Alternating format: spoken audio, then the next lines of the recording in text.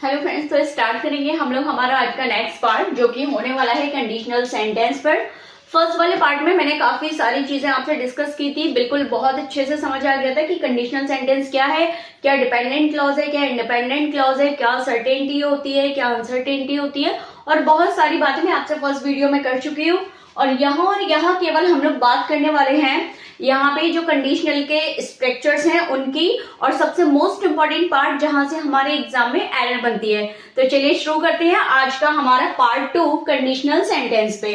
तो यहाँ तक कि हम बात कर ही चुके थे कि जो कंडीशनल है, कंडीशनल में आपके अगर टोटल काउंट किए जाए तो 4 टाइप्स हैं। कितने टाइप्स हैं? 4 टाइप्स हैं, जिसकी एक की बात हम लोग फर्स्ट पार्ट में कर चुके हैं, जिसे हम लोग कहते हैं जीरो कंडीशनल।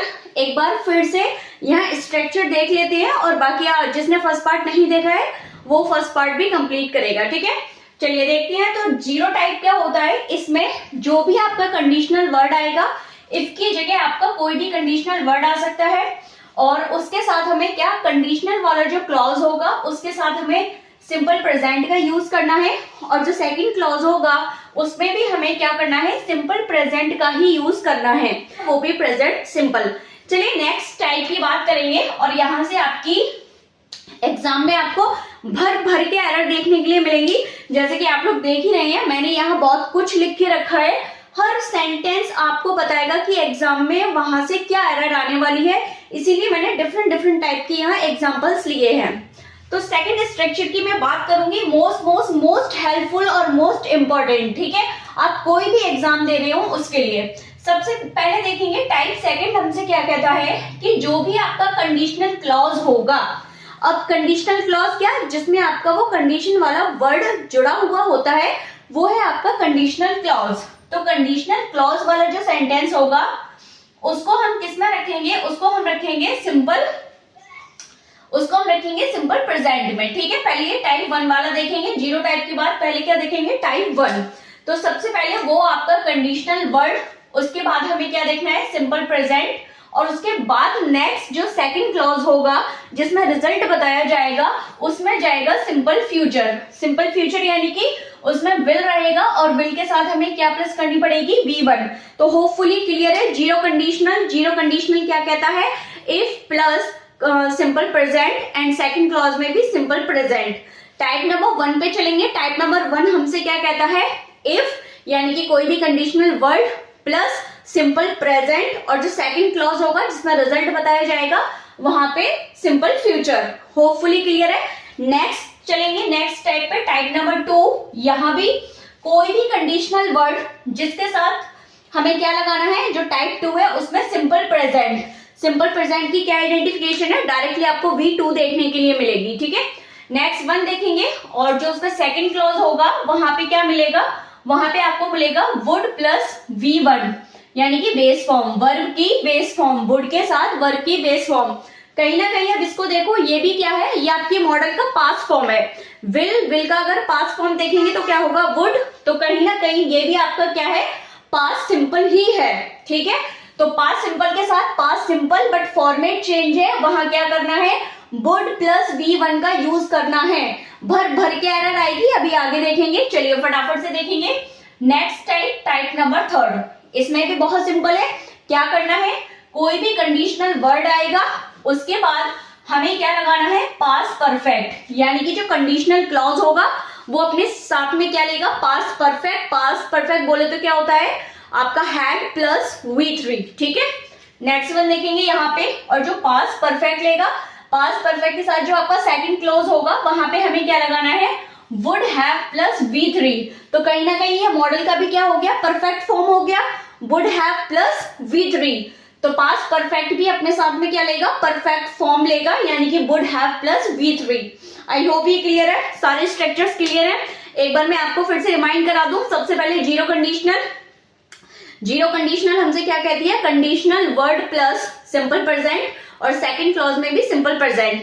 नेक्स्ट देखेंगे टाइप नंबर 1, जो हमसे कहता है सबसे पहले कंडीशनल वर्ड, उसके बाद सिंपल प्रेजेंट, और उसके साथ सेकंड जो क्लॉज आएगा वो फ्यूचर सिंपल में। नेक्स्ट देखेंगे टाइप 2 में क्या होगा, कंडीशनल वर्ड वो अपने साथ में क्या लेगा, पास्ट सिंपल, और वहां हम क्या लगाएंगे सेकंड क्लॉज में हमें लगाना है वुड प्लस V1।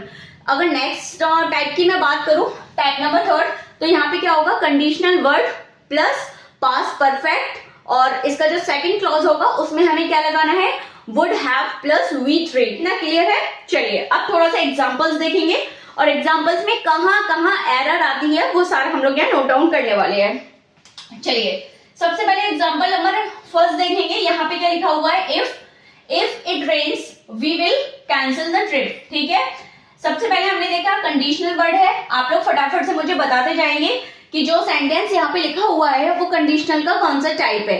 ठीक है, आप लोग मुझे कमेंट्स करके जरूर बताइए, जिससे कि पता चले आपको चीजें समझ आ रही हैं या नहीं आ रही हैं। तो यहाँ पे देखेंगे सबसे पहले, यह हमारा इफ था, तो कहीं ना कहीं हमें पता चल गया सेंटेंस को पढ़ने के बाद कि हमारा कंडीशनल सेंटेंस है।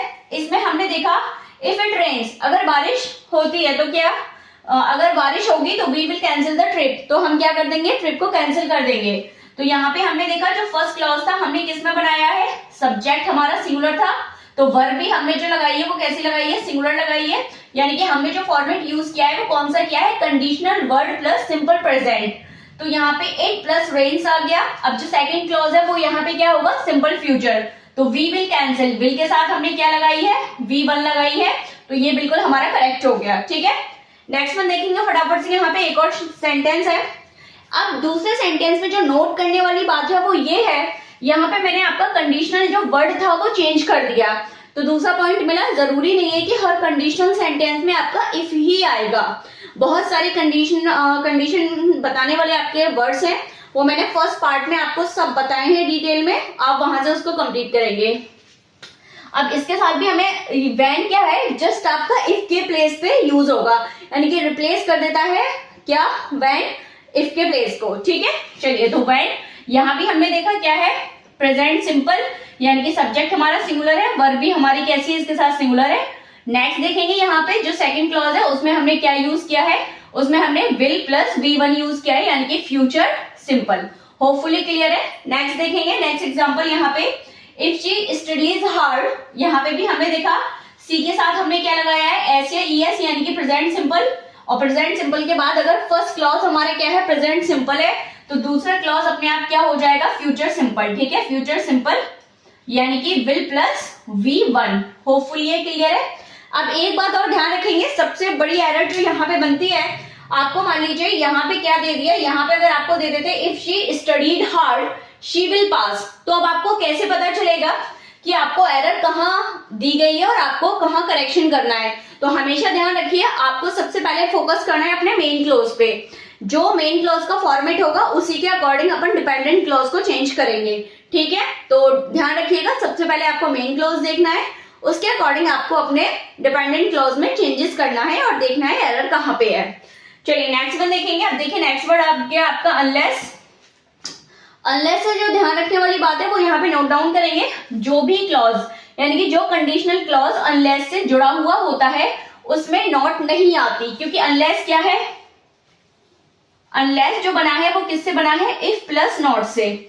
जब ऑलरेडी इस वर्ड में नॉट है तो हमें इसमें एक और एक्स्ट्रा नॉट लगाने की कोई भी जरूरत नहीं होती है। अक्सर ये एरर यहाँ पे दी जाती है। तो unless you study you will fail. ठीक है, अगर तुम नहीं पढ़ोगे तो तुम क्या हो जाओगे, तुम फेल हो जाओगे। यहाँ अपने आप क्या होगा, यदि नहीं का सेंस आता है। ठीक है, यदि तुम नहीं पढ़ोगे तो तुम क्या हो जाओगे, फेल हो जाओगे। और दूसरी बात, इसके जो कंडीशनल क्लॉज अनलेस से जुड़ा होगा उसमें नॉट नहीं आता, लेकिन जो सेकंड क्लॉज है उसमें अपने आप नॉट आ सकता है। ठीक है, जैसे कि अगला एग्जांपल यहाँ पे आप लोग देखेंगे, अनलेस ही वर्क्स, यदि तुम काम नहीं करोगे, यू विल नॉट सक्सीड, तुम क्या नहीं होगे, सक्सीड नहीं होगे। ठीक है, तो जो हमारा क्लॉज अनलेस से जुड़ा था वहां पे हमने नॉट का यूज नहीं किया, लेकिन वो मीनिंग कैसा देता है, वो मीनिंग अपने आप में नॉट वाला देता है।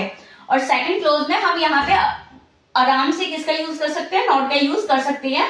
यहाँ पे कोई ऐसी कंडीशन नहीं है कि सेकंड क्लॉज में अपन नॉट का यूज नहीं कर सकते। बस ध्यान रखना है, जो अनलेस से जुड़ा हुआ क्लॉज होगा उसमें नॉट नहीं आता और वही आपकी एरर दी जाती है। नेक्स्ट देखेंगे, I will wait until you come. अब फटाफट से यहाँ पे देखो, एक और वर्ड आ गया आपका अंटिल। जरूरी नहीं है कि हर बार जो अंटिल है वो क्या होगा, वो केवल प्रेपोजिशन के फॉर्म में यूज होगा। ये किसके कंडीशनल सेंटेंस में कंडीशनल वर्ड की तरह भी यूज किया जा सकता है। ठीक है, आई विल वेट, मैं इंतजार करूंगा अंटिल यू कम, जब तक तुम नहीं आ जाते, ठीक है। ये कंडीशन ऑफ टाइम बताता है जनरली, तो ध्यान रखेंगे। और इससे एक पॉइंट हमें यहाँ देखने के लिए मिला कि कोई भी क्लॉज है, अगर कंडीशन क्लॉज है, जो कंडीशनल क्लॉज है वो बाद में भी आ सकता है, और जो मेन क्लॉज है वो पहले भी आ सकता है, ठीक है। नेक्स्ट चलेंगे यहाँ पे। नेक्स्ट आपके एग्जाम्पल लिखा हुआ है, if they sold their house they would be rich। अब यहाँ पे एक और पॉइंट नोट डाउन करने का है। यहाँ पे देखेंगे, यहाँ पे क्या था, सोल्ड, यानी कि हम कौन सा फॉर्मेट यूज कर रहे हैं, पास्ट सिंपल वाला, टाइप 2। तो यहाँ पे सोल्ड था, V2 है, तुरंत आपके माइंड में क्लिक होना चाहिए कि यहाँ पे सेकंड वाले में क्या आएगा, वुड प्लस V1। तो यहाँ पे देखेंगे वुड है, और वुड के बाद हमने क्या लगाई है, V1। क्लियर है। आपको एरर यही दी जाती है, यहाँ सोल्ड कर लिया तो मान लीजिए यहाँ वुड हैव या कुड हैव, शुड हैव दे दे, लेकिन ध्यान रखना है पास्ट सिंपल के साथ आपको वुड प्लस V1 लगानी है। नेक्स्ट देखेंगे, if I had money I would buy a car. क्या आप मुझे बता सकते हैं ये सेंटेंस करेक्ट है? फटाफट से बताइए देख के, क्या ये सेंटेंस करेक्ट है? अब कुछ लोगों के माइंड में एकदम आ रहा होगा हेड को देख के कि अरे ये तो हेड है, यानी कि V3 है, तो सेकंड पार्ट में तो वुड हैव आना चाहिए था, और वुड हैव के साथ V3 आनी चाहिए थी। तो जरा थोड़ा सा ध्यान से देखिए, इस सेंटेंस में आपको क्या दी गई है, ये आपको V2 ही दी गई है, ठीक है। हैव की V2 है जो पास्ट के सेंस में होता है, ठीक है। तो इफ आई हैड मनी, मतलब मेरे पास यदि क्या होता, पैसा होता, ठीक है, धन होता, तो I would buy a car, तो मैं क्या खरीद लेता, कार खरीद लेता, ठीक है। तो यहाँ पे देखेंगे ये V2 है, इस हैड को देख के मानना नहीं है कि हर जगह ये पास्ट परफेक्ट ही है, थोड़ा सेंटेंस को अच्छे से पढ़ेंगे और फिर देखेंगे कि वो करेक्ट है या फिर नहीं करेक्ट है। तो ठीक है, बिल्कुल ये क्या है आपकी, और यहाँ पे जो है वो हैड आपकी मेन वर्ड की तरह काम कर रही है, ठीक है। परफेक्ट में क्या होता है, ये जो हैड होता है वो आपकी ऑक्सिलरी वर्ब यानी कि हेल्पिंग वर्ब की तरह वर्क करता है। और तो ऑब्वियस सी बात है, जब यहाँ पे V2 है तो सेकंड में क्या आ जाएगा, सेकंड में वुड के साथ V1 जाएगा, ठीक है। आगे देखेंगे नेक्स्ट, तो ध्यान रखिएगा, तो इसलिए ये एग्जांपल स्पेशली मैंने ऐड किया था ताकि आप हर जगह हेड को देख के उसको परफेक्ट ना समझ लें। चलिए आगे बढ़ेंगे नेक्स्ट एग्जांपल पे। If she were here we would be happy, ठीक है। अब एक और देख लो, अरे ये क्या हुआ, सी के साथ वर लगाए, तो ये एग्जांपल इसलिए मैंने ऐड किया है क्योंकि कहीं ना कहीं जो आपकी इमेजिनेटिव सेंटेंसेस होते हैं वो भी आपके एक कंडीशनल के ही क्या होते हैं, टाइप्स होते हैं। तो आपको सेंटेंस पढ़ना होगा और सेंटेंस को पढ़ के उसका सेंस देखना होगा, कहीं ये कंडीशनल का इमेजिनेटिव तो नहीं है, ठीक है। तो यस, ये कंडीशनल का इमेजिनेटिव है, अनरियल इमेजिनेटिव कंडीशनल सेंटेंस। तो इफ शी वर हियर, अगर वो काश वो यहाँ होती, यहाँ इफ का सेंस किससे है, काश, ठीक है। काश वह यहाँ होती, वी वुड बी हैप्पी, तो हम क्या होते, खुश होते, ठीक है। तो यहाँ पे भी आप देखेंगे क्या है, यहाँ कोई भी सब्जेक्ट हो आपका, चाहे सिंगुलर सब्जेक्ट हो, प्लूरल सब्जेक्ट हो, अगर वो इमेजिनेटिव कंडीशन है तो हमें उसके साथ में वर लगाना होगा, और सेकंड सब्जेक्ट में हम क्या लगाएंगे, would plus V1। Hopefully clear है। चलिए नेक्स्ट सेंटेंस पे बढ़ेंगे। When work is finished, अब जल्दी से देखिए, मुझे बताओ फटाफट, क्या ये सेंटेंस करेक्ट है, और अगर करेक्ट है तो क्यों करेक्ट है, फटाफट से आप मुझे बताइए। देख लिया सभी ने, अरे ये क्या हुआ, या तो इस करके फिनिश्ड आ गया, अभी इतनी देर से हम बात कर रहे थे, या तो क्या आएगा, प्रेजेंट सिंपल आएगा, या प्रेजेंट या फिर सिंपल पास्ट आएगा, या फिर पास्ट परफेक्ट आएगा। बट यहाँ क्या हुआ, तो कोई मुझे कमेंट करके बता सकता है कि ये करेक्ट है और क्यों करेक्ट है। चलिए देखते हैं, कुछ नहीं है, बहुत सिंपल है। यहाँ भी क्या है, सिंपल प्रेजेंट है, बस हमने क्या किया है, बस हमने इस सेंटेंस को पैसिव फॉर्मेट में यूज किया है। यहाँ पे पैसिव है, और पैसिव का जब हम क्या बनाते हैं, प्रेजेंट सिंपल बनाते हैं, तो क्या आती है, is M R plus V3। जब पैसिव होगा तो क्या आती है, इज एम आर अपने साथ में क्या ले लेती है, V3, ठीक है। तो बिल्कुल ये आपका क्या है, आपका कंडीशनल का टाइप 1 है, फॉलो कर रहा है उसको। फर्स्ट पार्ट में आपका क्या हो गया, प्रेजेंट सिंपल, और सेकंड पार्ट में हमने क्या लगाया, will plus V1। Hopefully clear है। तो आपका सेंटेंस एक्टिव भी हो सकता है और आपका सेंटेंस पैसिव भी होना है। ये देख के बिल्कुल भी घबराना नहीं है कि अरे ये क्या हो गया, यहाँ तो V की फर्स्ट फॉर्म के साथ S या ES नहीं लिख रही है तो ये सेंटेंस गलत है, बिल्कुल ऐसा नहीं है, ठीक है। आपको सेंटेंस को पढ़ के देखना पड़ेगा वो एक्टिव है या पैसिव है। चलिए आगे बढ़ते हैं। Next one sentence, if I had studied harder I would have pass the exam. तो देखिए अगर मैं अब ये क्या है, देखो सबसे पहले इसको समझ लो, head plus V3। Head plus V3 क्या होता है, ये पास्ट का भी पास्ट होता है, यानी कि एक तो पास्ट इंडेफिनिट है, वो तो जस्ट बीता हुआ कल है, और उस बीते हुए कल में भी एक और बीता हुआ कल है, ठीक है, तो उसको कहा जाता है पास्ट परफेक्ट। पास्ट से भी और पीछे का टाइम हमारा क्या होता है, पास्ट परफेक्ट होता है, और इसीलिए उसमें हम क्या करते हैं, हम हेड प्लस V3 का यूज करते हैं, ठीक है। तो जब हेड प्लस V3 है तो तुरंत क्या होगा, माइंड में क्लिक होगा कि दूसरे में क्या आएगा, वुड हैव, और वुड हैव अपने साथ में क्या लेगा, V3 लेगा, ठीक है। वुड हैव अपने साथ में क्या लेगा, V3 लेगा, बिल्कुल करेक्ट है। लेकिन हमेशा ध्यान रखना, जब भी एरर पार्ट आएगा किसी सेंटेंस में, तो सबसे पहले आपको मेन क्लॉज चेक करना है कि मेन जो क्लॉज है वो आपकी किस स्ट्रक्चर में दिया गया है, वहां पे वुड है, वुड हैव है, या फिर विल प्लस V1 है। उसके बेस पे आप फर्स्ट सेंटेंस को क्या करेंगे, जज करेंगे, तभी आप वहां से अच्छे से एरर अपनी फाइंड आउट कर पाएंगे। चलिए नेक्स्ट देखते हैं। हाँ, अब यहाँ पे मैं थोड़ा आपको बहुत हर एग्जाम्पल में एक एरर दी गई है कि वहां से क्या एरर बनती है, और एक की पॉइंट दिया गया है आपके एग्जाम के लिए। नेक्स्ट देखेंगे, आप यहाँ पे देख पा रहे हो हैड आई नो। तो सबसे पहले तो एक यहाँ पे पॉइंट क्लियर करो कि आपका जो कंडीशनल सेंटेंस है वो आपका हैड से भी बन सकता है।